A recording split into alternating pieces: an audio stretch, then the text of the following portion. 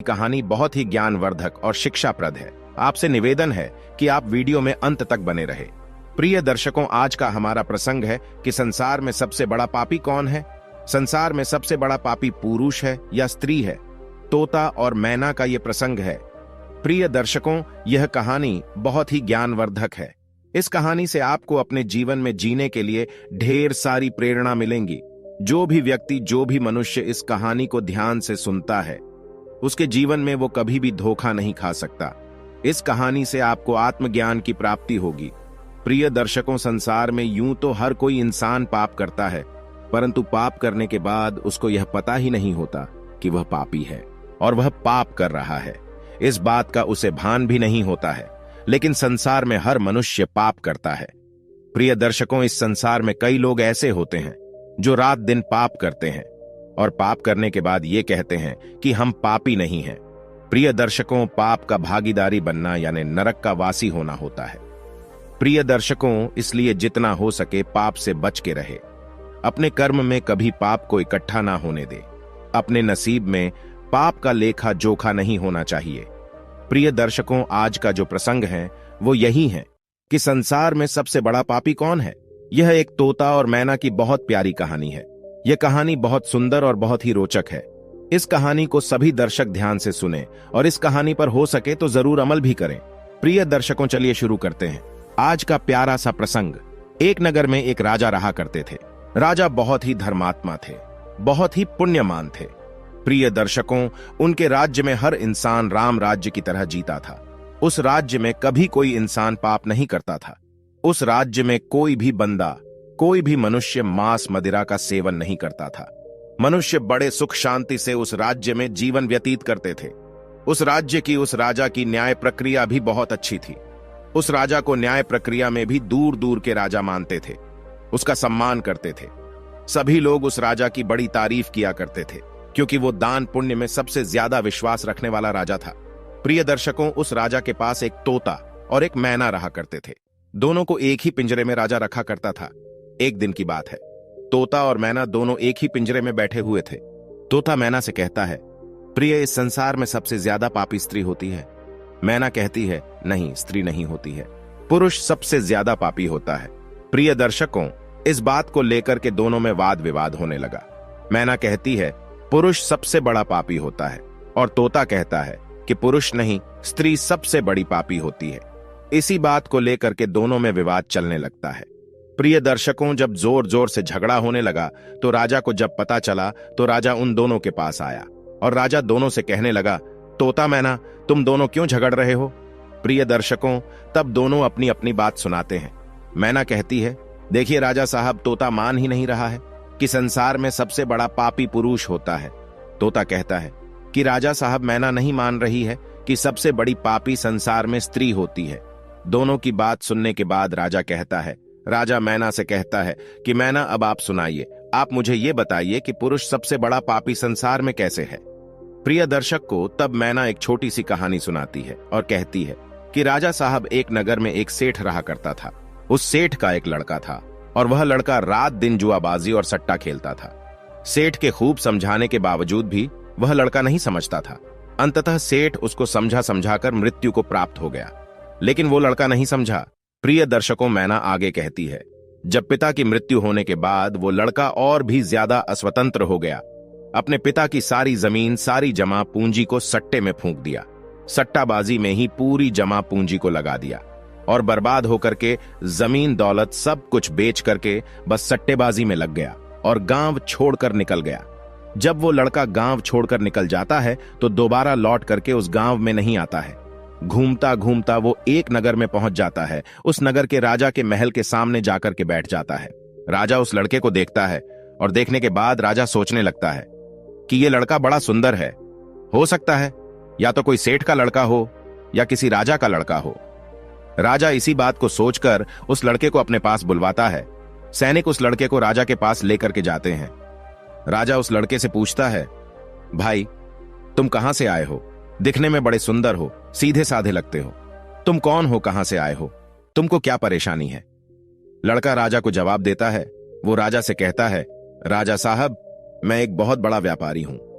रास्ते में कुछ गुंडों ने कुछ लुटेरों ने मिलकर के मेरा सामान लूट लिया है और मैं यहां पहुंच गया हूं। प्रिय दर्शकों, उस लड़के की इतनी बात सुनकर राजा उस लड़के पर विश्वास कर लेता है। लड़का राजा से कहता है कि राजा साहब, मेरा सारा सामान लुटेरों ने लूट लिया है। मेरे पास कुछ भी नहीं है, खाने को भी मेरे पास कुछ भी नहीं बचा है। सब कुछ लुटेरों ने लूट लिया है। मुझे मेरे गांव जाने के लिए भी पैसे नहीं है। राजा उस लड़के की बात पर विश्वास कर लेता है।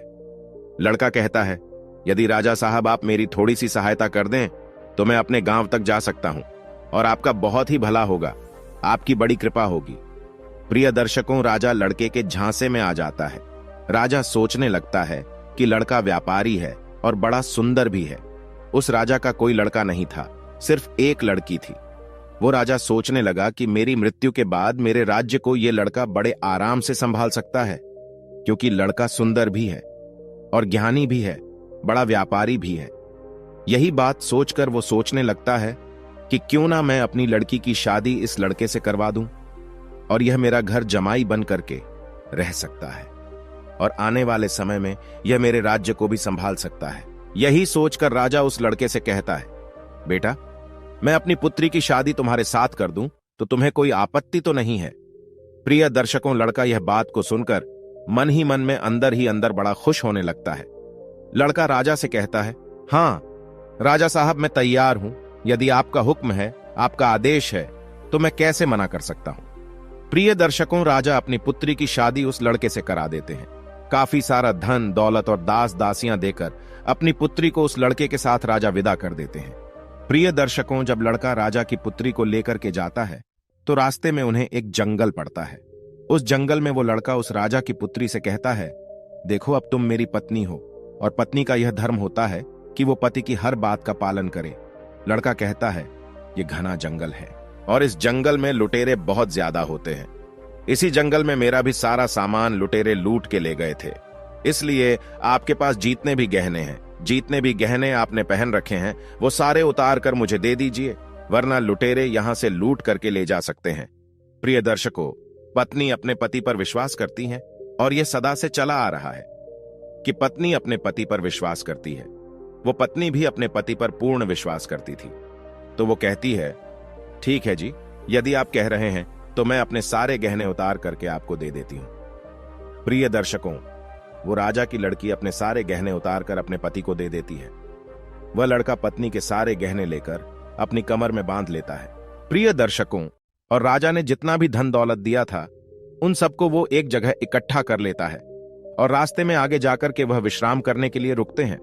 जब वह विश्राम करने के लिए रुकते हैं तो लड़का सभी दास दासियों को मार देता है और उस लड़की को पास ही में कुआं था, उस कुएं में धकेल देता है और वहां से सारा सामान लेकर के भाग जाता है। लड़का सोचता है कि सबको मार दिया है, पत्नी को भी कुएं में धकेल दिया है तो पत्नी भी खत्म हो जाएगी और अब मैं इन पैसों से बड़े आराम से अपना जीवन व्यतीत करूंगा। खूब मैं जुआंबाजी करूंगा, खूब मैं सट्टा लगाऊंगा। यही सोच करके लड़का वहां से सारा सामान लेकर के भाग जाता है। प्रिय दर्शकों, लेकिन उस लड़के की पत्नी कुएं में खत्म नहीं हुई। उसने एक डाल को पकड़ लिया और जोर जोर से चिल्लाती रही कि मुझे कोई कुएं से बाहर निकालो। प्रिय दर्शकों, रास्ते में कुछ लोग जा रहे थे। उन लोगों ने उस लड़की की आवाज सुनी और उस लड़की को कुएं से बाहर निकाल लिया। लड़की वापस अपने राज्य में पिता के घर पहुंच जाती है। उस लड़की का पिता उस लड़की से पूछता है और कहता है, पुत्री, क्या हो गया, तुम वापस कैसे चली आई? वह लड़की कहती है, पिताश्री, रास्ते में हमें कुछ गुंडे मिल गए थे और गुंडों ने हमारे साथ यह दुर्व्यवहार किया, सभी दास दासियों को खत्म कर दिया और मुझे कुएं में धकेल दिया और मेरे पति का कोई पता नहीं है। प्रिय दर्शकों, वह लड़की पतिव्रता थी, इसलिए उसने उस घटना के बारे में अपने पिता को नहीं बताया। कुछ समय के लिए वह लड़की अपने पिता के घर रहने लगी।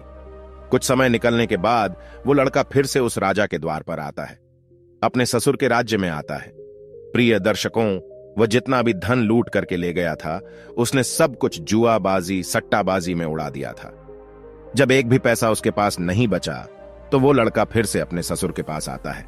वो सोचने लगता है कि अपने ससुर से जाकर यह कहूंगा कि ससुर जी, आप नाना बनने वाले हैं। इस बात को सुनकर ससुर जी मुझे फिर से बहुत सारा धन देंगे और इस धन से मैं फिर से अय्याशी करूंगा। यही सोचकर वह लड़का फिर से उस राजा के द्वार पर आता है, लेकिन उस लड़के को द्वार पर ही उसकी पत्नी मिल जाती है। वह लड़की अपने पति को देखकर पहले तो थोड़ा गुस्सा होती है और बाद में अपने पति को बुलाकर कहती है, देखो जी, मैंने अपने पिता को ऐसी कोई बात नहीं बताई है। मैंने अपने पिता से यह कहा है कि हमें रास्ते में कुछ लुटेरों ने लूट लिया है और दास दासियों को मार दिया है और मुझे कुएं में धकेल दिया है और मेरे पति का कुछ पता नहीं है। यही बात आपको भी मेरे पिता से कहनी है। प्रिय दर्शकों, लड़का अपनी पत्नी की इस बात को सुनकर बड़ा खुश होता है। सोचने लगता है कि मेरी पत्नी तो वास्तविकता में पतिव्रता है। प्रिय दर्शकों, लेकिन कुत्ते की पूंछ को कितने वर्ष भी आप सीधा करके रखो, लेकिन वह टेढ़ी की टेढ़ी ही निकलती है। कुत्ते की पूंछ कभी भी सीधी नहीं हो सकती। इसी तरीके से यह लड़का भी कभी सीधा नहीं हो सकता। यह लड़का फिर से राजा के पास जाता है और पत्नी ने जो बात कही है वही बात राजा से कहता है। प्रिय दर्शकों, लड़के की बात पर राजा विश्वास कर लेता है। प्रिय दर्शकों, लड़का अपनी पत्नी से फिर से कहता है कि देखिए, मैं आपको लेने के लिए आया हूं। मुझे अपनी गलती का एहसास है। पता नहीं ऐसा क्या हुआ था मेरे साथ जो मैंने आपके साथ ऐसा व्यवहार किया, लेकिन मुझे अब मेरी गलती का एहसास हो गया है। मैं आपको लेने के लिए आया हूं। आपको कल सुबह ही प्रातःकाल ही मैं यहां से लेकर जाऊंगा। आप तैयार रहिएगा। अब आप जाकर सो जाइए। प्रिय दर्शकों, सारे घर वाले सो जाते हैं। राजा सो जाता है, उसकी पत्नी सो जाती है। वह लड़का आंधी रात को उठता है और राजा की तलवार से राजा की गर्दन काट देता है, अपनी पत्नी की गर्दन काट देता है। सभी को मारने के बाद वहां से काफी सारा धन लूट करके लेकर चले जाता है। प्रिय दर्शकों, इतनी बात मैना राजा को कहती है। राजा मैना की इस बात को सुनकर सोच में पड़ जाते हैं। उसके बाद तोता एक कहानी सुनाता है। तोता भी कहता है कि राजा साहब, मेरी भी एक छोटी सी कहानी सुन लीजिए। तोता त्रिया चरित्र के बारे में राजा को कहानी सुनाता है। त्रिया चरित्र की संपूर्ण कहानी राजा के समक्ष रखता है। तोता कहता है, बहुत समय पहले की बात है। किसी राज्य में एक राजा रहा करता था। वह राजा बहुत ही धर्मात्मा राजा था। उसकी राज्य की चर्चाएं बहुत दूर दूर तक फैली हुई थी। उस राजा का एक पुत्र था जिसकी उम्र कुछ ज्यादा नहीं थी, 12 या 13 वर्ष होगी। वह राजकुमार बड़ा ही सुंदर था। राजा उसकी शादी कर देता है। जब राजा ने उसकी शादी की तो राजकुमार मात्र 14 वर्ष का था। तभी उसकी शादी कर दी। राजा भी अब बूढ़ा हो चुका था। एक दिन राजा ने सोचा कि अपने राजकुमार को अब राजा बना देते हैं, क्योंकि उस राजा ने कई शादियां की थीं और पहले के राजाओं में यही नियम था कि राजा जितनी चाहे उतनी शादी कर सकता था। वह राजा अपने पुत्र को राजा बना देता है। उसकी शादी हो चुकी थी और एक नहीं, राजकुमार की 7 शादी हो चुकी थी।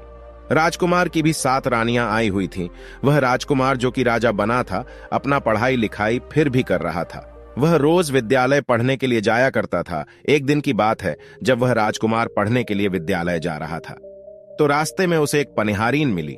वह पनिहारीन भी बहुत सुंदर थी। उस पनिहारीन ने राजकुमार से पूछा कि हे राजा, आप रोज कहां जाते हैं?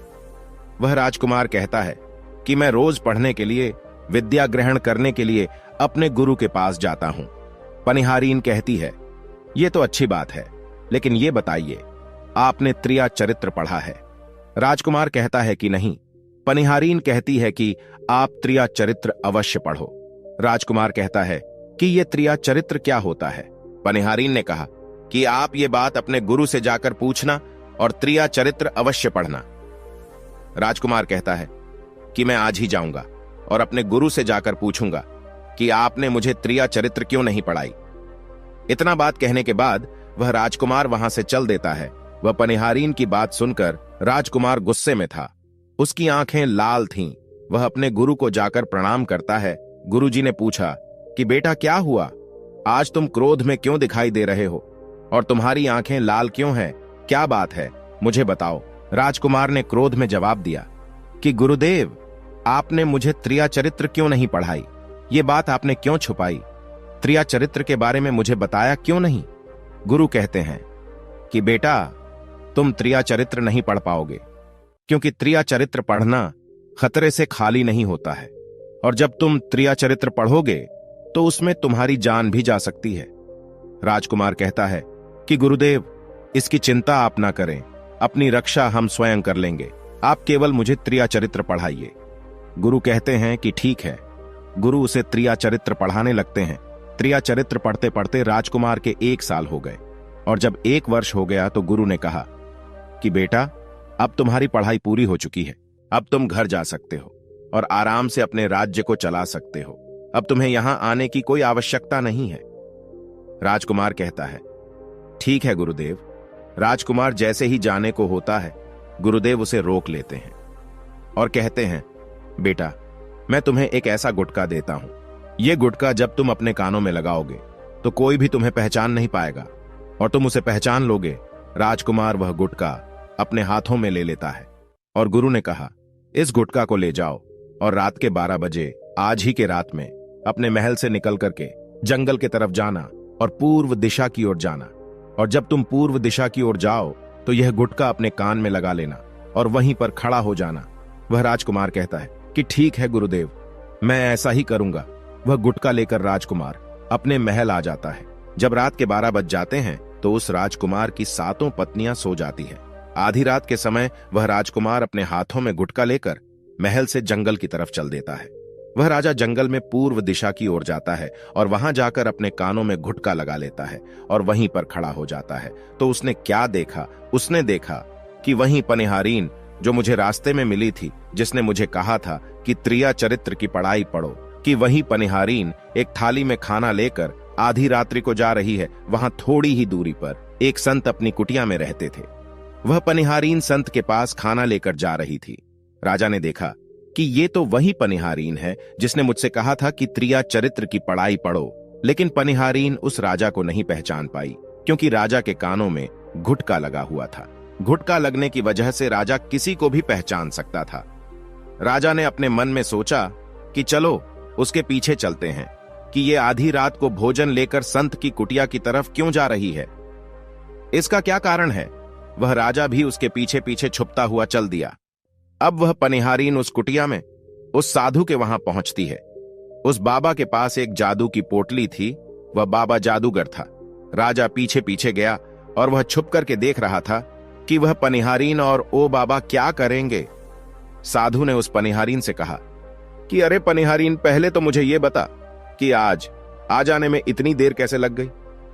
हाथ जोड़कर वह पनिहारीन कहने लगी कि महात्मा जी, मेरा गहना हो चुका है और हमारे पति हमें ले जाने के लिए आए हैं। हमें लेकर कल चले जाएंगे, इसीलिए हमें उन्हें सुलाने में थोड़ी देर लग गई और यहां आने में भी देर हो गई।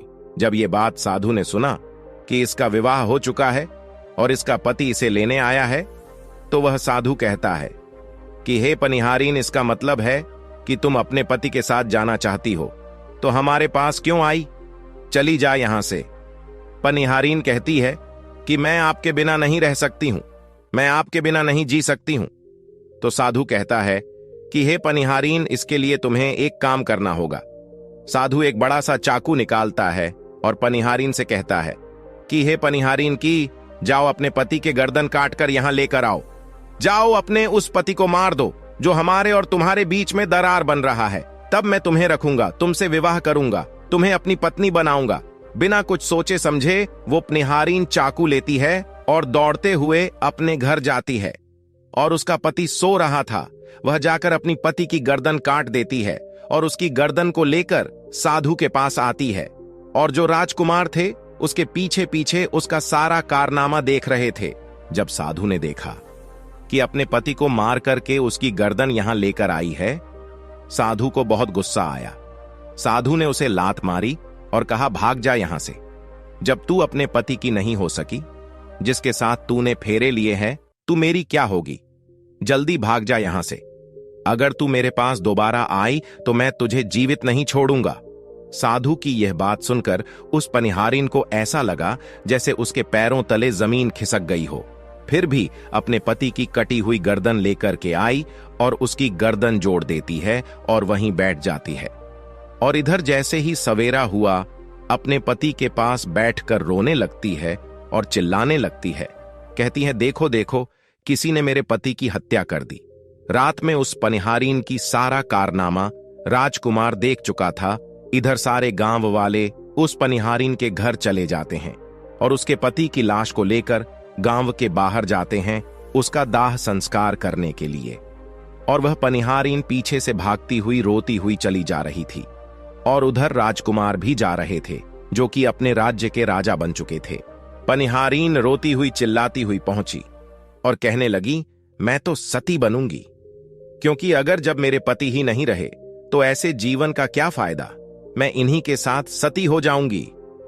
राजा को उसकी बातें सुनकर हंसी आ जाती है और राजा कहता है, त्रिया चरित्र जाने ना कोई, और खसम मार के सती हुई। राजकुमार की यह बात और कोई तो नहीं समझ पाया, लेकिन वह पनिहारीन समझ जाती है। पनिहारीन कहती है कि राजा साहब, आप हमारे ऊपर यह बात कह रहे हैं, लेकिन चलिए कोई बात नहीं, मैं सती हो जाऊंगी। पनिहारीन कहती है कि जाते जाते मैं तुम्हें एक बात बताती हूं। राजकुमार कहता है, क्या बताओ? पनिहारीन कहती है कि राजा साहब, आप जब चटाई पर बैठे तो उस चटाई को झाड़ कर बैठिएगा। राजा कहता है कि यह पनिहारीन क्या कह रही है? मैं तो राजा हूं, मुझे चटाई पर बैठने की क्या आवश्यकता है? पनिहारीन कहती है कि नहीं, जब भी तुम्हें कोई नौबत आए चटाई पर बैठने की, तो तुम चटाई को झाड़ कर बैठना। राजकुमार कहता है कि चलो ठीक है, अगर तुम कह रही हो तो मैं ऐसा ही करूंगा। इतना कहने के बाद वह अपने पति के साथ सती हो जाती है और राजकुमार उनका अंतिम संस्कार करवा के अपने घर को आ जाते हैं।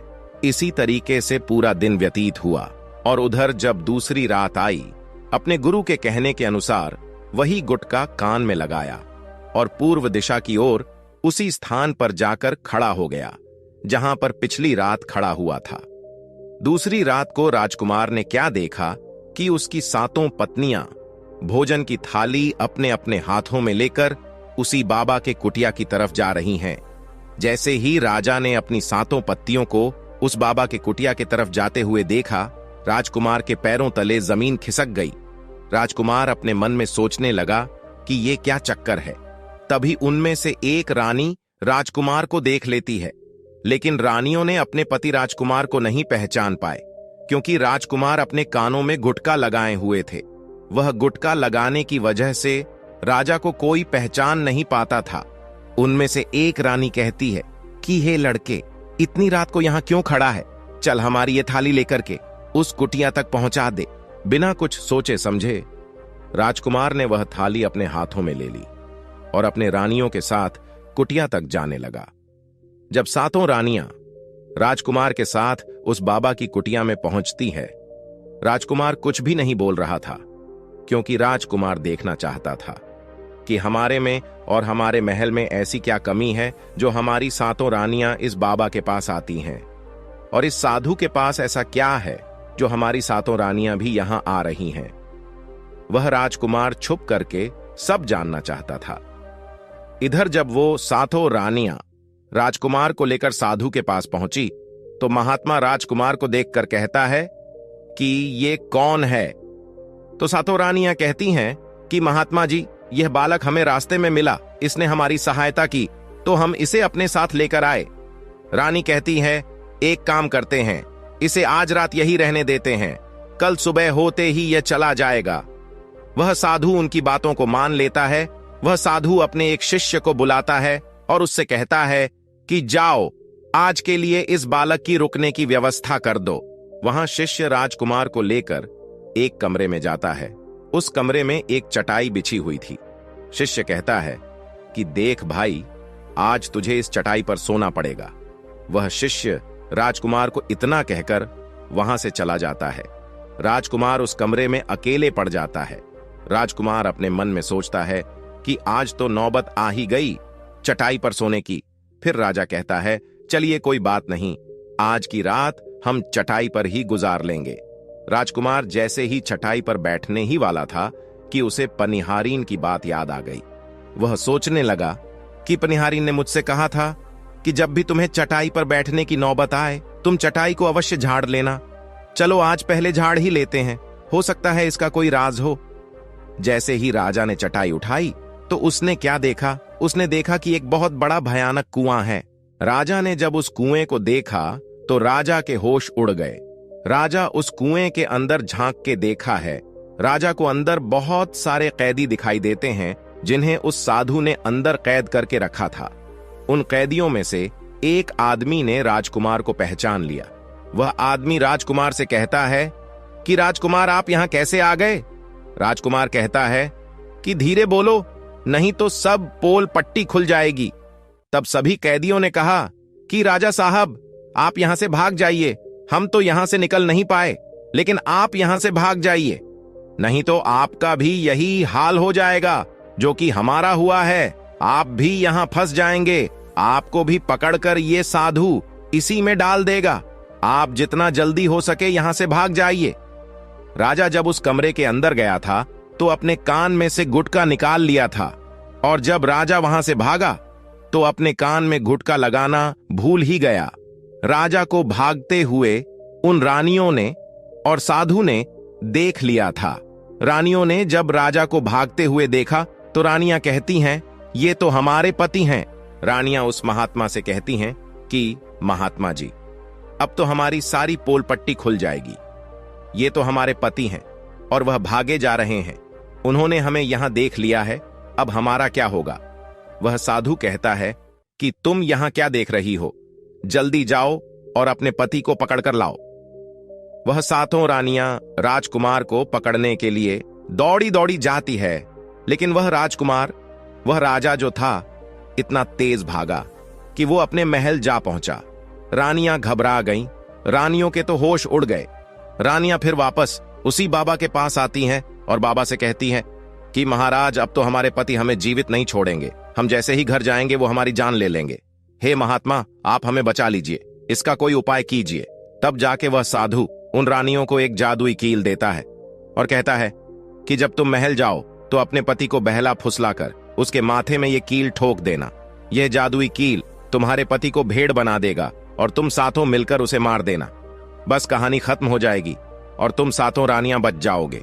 सातों रानियां तैयार हो जाती हैं। वो सातों रानियां साधु की बात मान लेती है और जादुई कील लेकर महल आती है। वह सातों रानियां आपस में विचार करती हैं कि राजा सबसे ज्यादा प्रेम सबसे छोटी वाली रानी को करते हैं, तो वह 6 रानियां मिलकर जादू वाला कील छोटे रानी को दे देती है और कहती हैं, ये लो तुम्हारा काम है, तुम किसी भी तरह राजकुमार के सर में ये कील ठोक देना।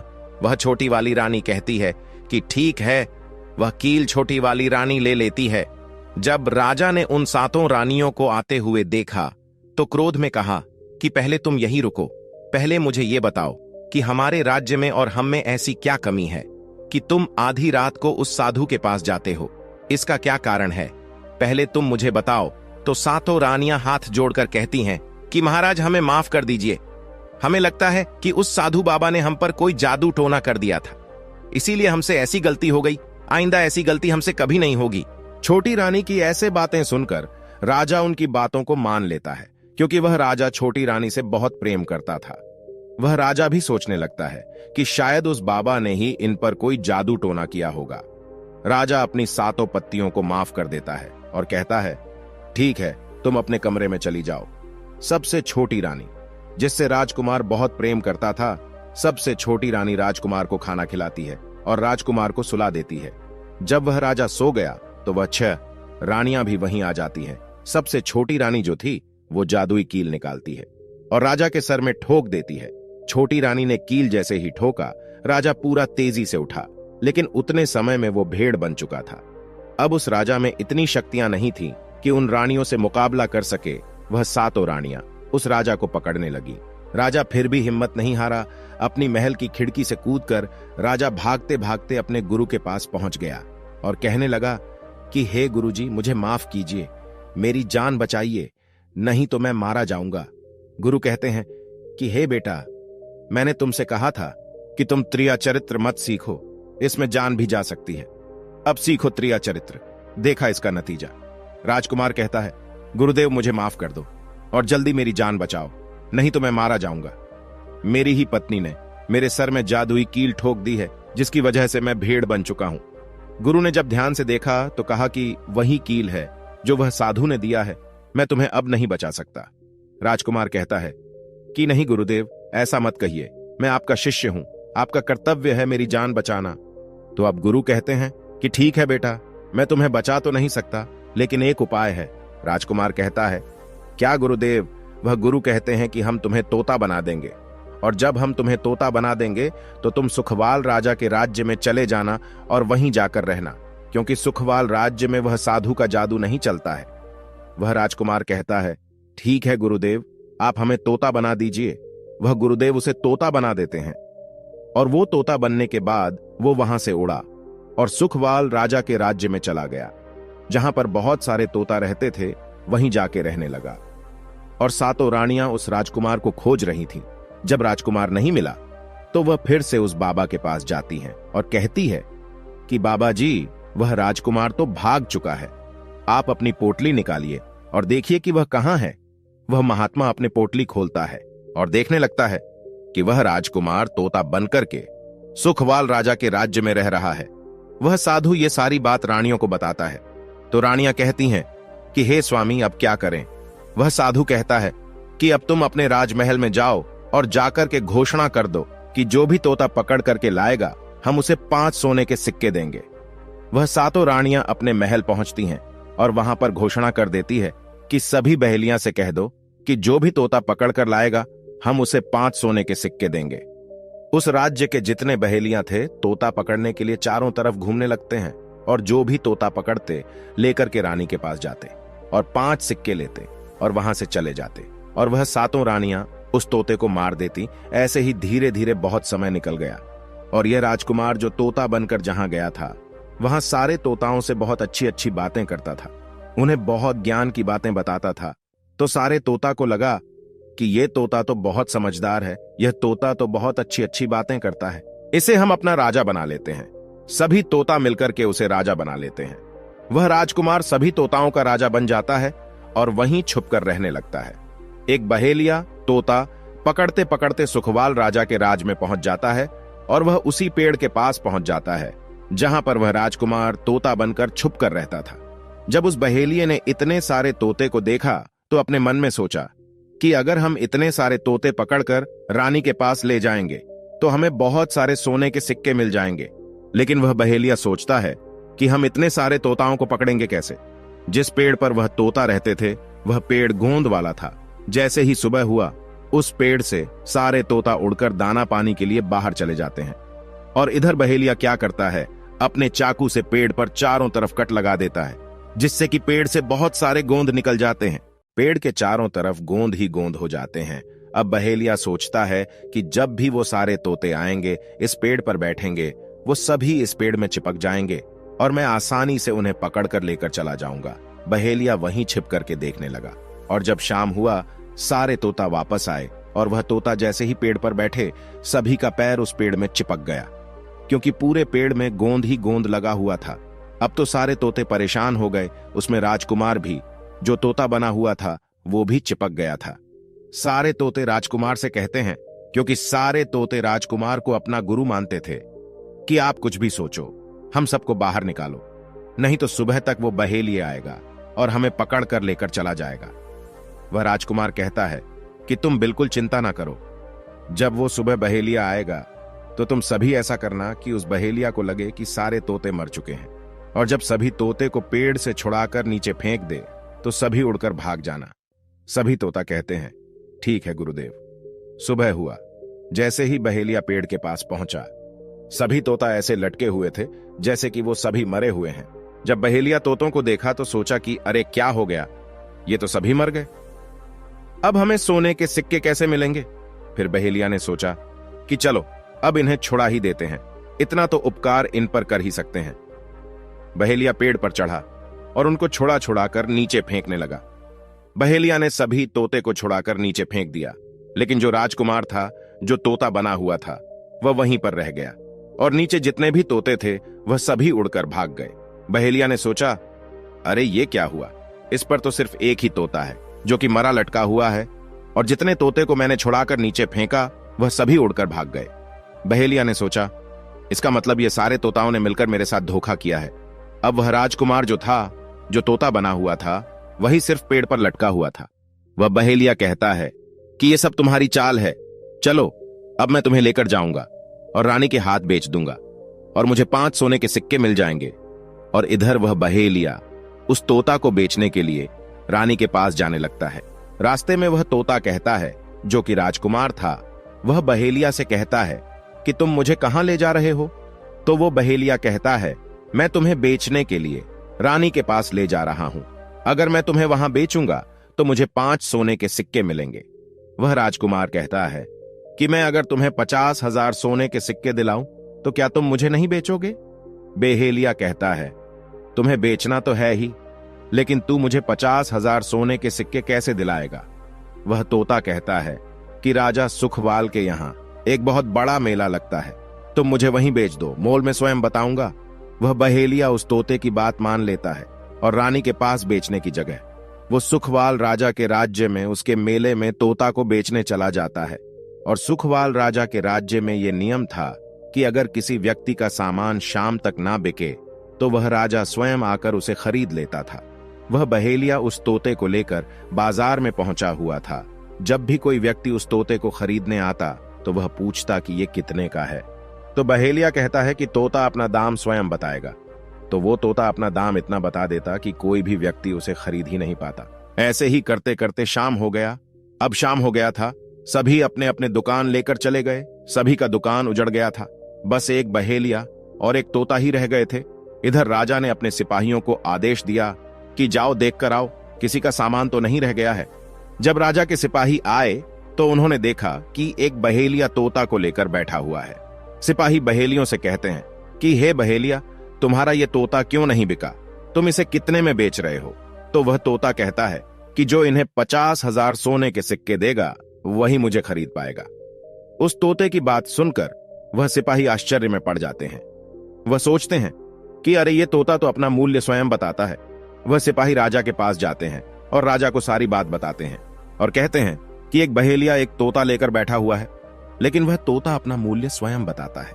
वह इतना महंगा बताता है, शायद इसीलिए उसे कोई खरीद नहीं सका। राजा सिपाहियों से पूछता है कि वह तोता अपना मूल्य कितना बता रहा है। तो सिपाही कहते हैं कि अपना मूल्य 50,000 सोने के सिक्के बता रहा है। राजा कहता है कि चलिए हम स्वयं चलकर वह तोता खरीदेंगे।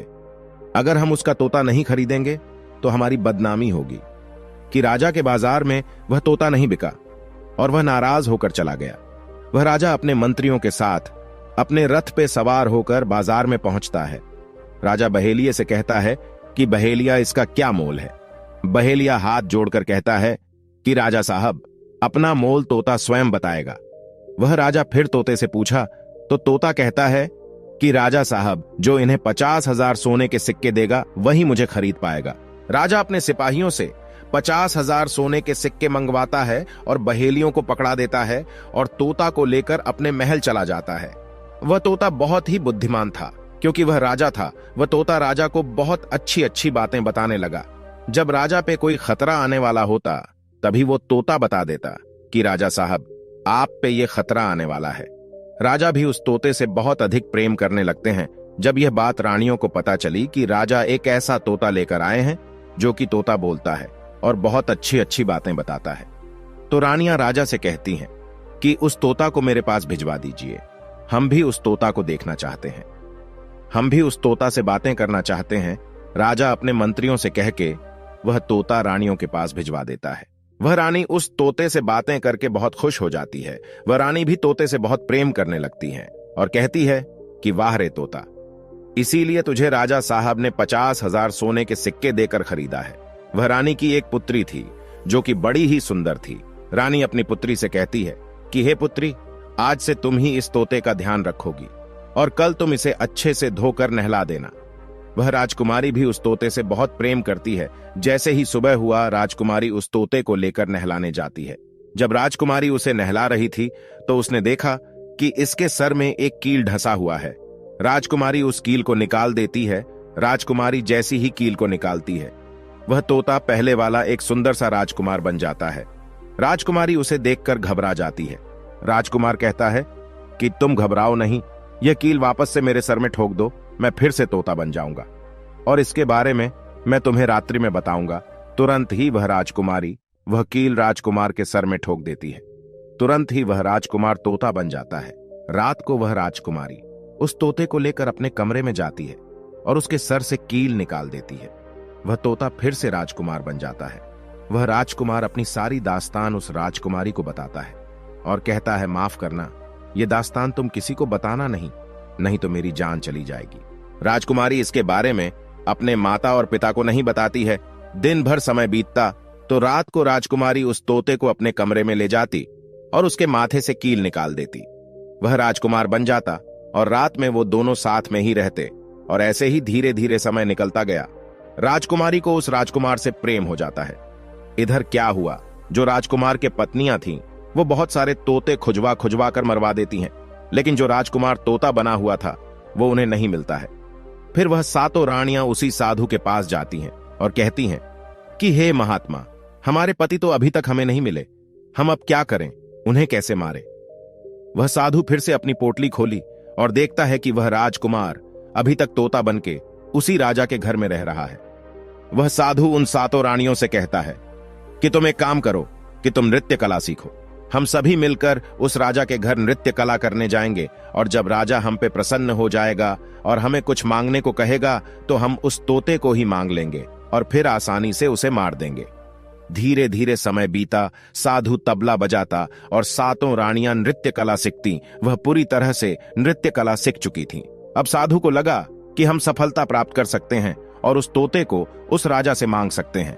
वह साधु का भेष बदल करके उन सातों रानियों को नृत्य कला वाली स्त्री बना करके राजा सुखवाल के दरबार में पहुंच गया। राजा उस साधु से पूछता है कि आप लोग कौन हैं, यहाँ क्यों आए हैं। वह साधु कहता है कि हम सब नृत्य कला वाले हैं, आपके महल में हम नृत्य कला दिखाना चाहते हैं, गाना चाहते हैं। राजा सुखवान को भी गाने बजाने का बहुत शौक था, वह मान जाते हैं। उधर वह साधु अपना गाना बजाना चालू करता है।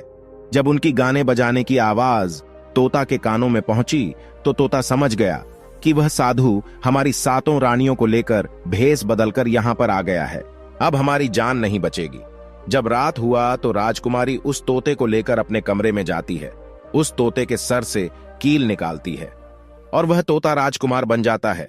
वह राजकुमार सारी बातें उस राजकुमारी को बताता है, कहता है कि देखो, जो ये गाने बजाने वाले आए हैं ये वही साधु हैं। यह गाने बजाने से राजा को खुश कर देगा और बदले में मुझे मांग लेगा और ले जाकर मुझे मार देगा। वह राजकुमार कहता है कि सुनो राजकुमारी, जब राजकुमार बोले कि तोता को लेकर आओ तो तुम मुझे मत देना। जब राजा स्वयं ही मुझे लेने आए तब पर भी तुम मुझे मत देना। कह देना कि मैं इस तोता को नहीं दूंगी, और जब राजा ना माने, राजा तुमसे जिद करें और मुझे मांगे, तब तुम गुस्से में आकर के पिंजरे को फेंक देना। उसके बाद अपने बचने का रास्ता हम स्वयं ही ढूंढ लेंगे। राजकुमारी कहती है कि ठीक है। वहां पूरी रात गाना बजाना हुआ तो राजा परेशान होकर उन्हें कहते हैं कि मांगो, क्या मांगना चाहते हो। वह साधु कहता है कि जो आपके पास तोता है, जो आप कुछ दिनों पहले ही खरीदे हैं, वह तोता आप मुझे दे दो। राजा कहता है ठीक है। राजा अपने मंत्री को आदेश देता है कि जाओ उस तोते को लेकर आओ। वह मंत्री राजकुमारी के पास पहुंचता है और कहता है कि यह तोता मुझे दे दो। राजकुमारी कहती है नहीं, मैं तोते को नहीं दूंगी। मंत्री कहता है कि देखिए, आप जिद मत कीजिए। राजकुमारी कहती है कि तुम जाओ और मेरे पिताजी को यहां भेज दो, वो आकर इसे ले जाएंगे। मंत्री राजा को जाकर सारी बात बताता है। राजा स्वयं ही आता है उस तोते को लेने के लिए। वह राजा जाकर कहता है कि बेटी, यह तोता मुझे दे दो। यह नृत्य कला वाले को देना है, जो रात भर यहां गाना बजाना किए हैं, यह उन्हें देना है। तो राजकुमारी कहती है कि पिताजी, यह तोता मैं नहीं दूंगी। राजा क्रोध में आकर कहने लगा कि बेटी, ये कैसी बातें कर रही हो, इसे देने का मैंने वादा किया है। जब राजकुमारी ने राजा को क्रोध में देखा तो राजकुमारी को भी गुस्सा आ गया और राजकुमारी गुस्से में पिंजरे को जमीन पर फेंक देती है। जैसे कि राजकुमार ने उसे कहा था, वह पिंजरा जैसे ही जमीन पर गिरा वह टूट गया और तोता जो था वह सरसों का दाना बन गया। ये देखते ही साधु तुरंत कबूतर बन जाता है और उस दाने को चुगने लगता है। उसमें से जो एक दाना था वह स्वयं ही राजकुमार था। वह डगर करके एक नाली में जाकर गिरता है। जैसे ही वह दाना नाली में गिरता है, वो राजकुमार बाज बन जाता है और एकदम से कबूतर पर झपटता है और उसे मार देता है। इस तरह से उस साधु की मृत्यु हो जाती है। राजा यह सब देखकर आश्चर्यचकित हो जाता है। वह बाज उस कबूतर को मारकर फिर से तोता बन जाता है और जो राजकुमारी थी उस तोते से कील निकाल देती है और वह फिर से पहले जैसा राजकुमार बन जाता है। वह राजकुमारी अपने पिता को सारी बात बता देती है। वह राजकुमार कहता है कि देखिए राजा साहब, मैं भी एक राजा हूं और मैं आपकी बेटी से प्रेम करता हूं और मैं उससे शादी करना चाहता हूं। वह राजा अपनी पुत्री से पूछता है कि बेटी, क्या तुम इनसे शादी करना चाहती हो। राजकुमारी कहती है कि हां पिताजी, मैं इनसे प्रेम करती हूं। राजकुमार उस राजा की पुत्री से विवाह करके अपने महल जाता है और जो उनकी 7 पत्नियां थीं, उनको पकड़वाकर बंदीगृह में बंद करवा देता है। तोता कहता है, महाराज अब आप ही बताइए कि संसार में सबसे बड़ा पापी कौन है? संसार में सबसे बड़ा पापी पुरुष है या स्त्री है? दोनों की कहानी सुनने के बाद राजा इस निर्णय पर पहुंचता है। राजा दोनों से कहता है, देखो अब तुम दोनों झगड़ा करना बंद कर दो। अब इस बात का निर्णय हम करेंगे कि संसार में सबसे बड़ा पापी स्त्री है या पुरुष। कौन है संसार का सबसे बड़ा पापी? राजा सभा बैठा लेते हैं और सभा में इस बात को रखते हैं। राजा सभी मंत्रियों के सामने इस बात का फैसला सुनाते हैं। राजा कहते हैं कि संसार में सबसे बड़ा पापी वह होता है जो इंसान अपनी औकात से नीचे गिर जाए, अपनी सोच से नीचे गिर जाए, अपनी औकात भूल जाए। प्रिय दर्शकों, और राजा इस बात को सुनाते हैं। सभी मंत्री इस बात को मानते हैं कि संसार का सबसे बड़ा पापी वही है, क्योंकि पाप करते वक्त हर इंसान यह नहीं देखता कि वह स्त्री है या पुरुष। पाप कोई भी मनुष्य कर सकता है, स्त्री भी पाप कर सकती है और पुरुष भी पाप कर सकता है। इसीलिए सबसे बड़ा पापी वही है जो अपने आचरण को भूल जाए, जो अपने संस्कारों को भूल जाए, जो अपने से नीचा गिर जाए, यानी खुद से नीचा गिर जाए। वही इंसान संसार का सबसे बड़ा पापी होता है, क्योंकि ऐसे इंसान को यह पता ही नहीं होता कि वह स्त्री है या पुरुष, वह क्या करने जा रहा है। इस बारे में उसे कुछ पता ही नहीं होता। प्रिय दर्शकों, हम उम्मीद करते हैं कि आज की यह जानकारी आपको पसंद आई होगी। प्रिय दर्शकों, इस जानकारी से आपको यह समझ में आ गया होगा कि संसार में सबसे बड़ा पापी कौन है। मिलते हैं अगली ज्ञान चर्चा के साथ अगले वीडियो में। तब तक के लिए नमस्कार, धन्यवाद।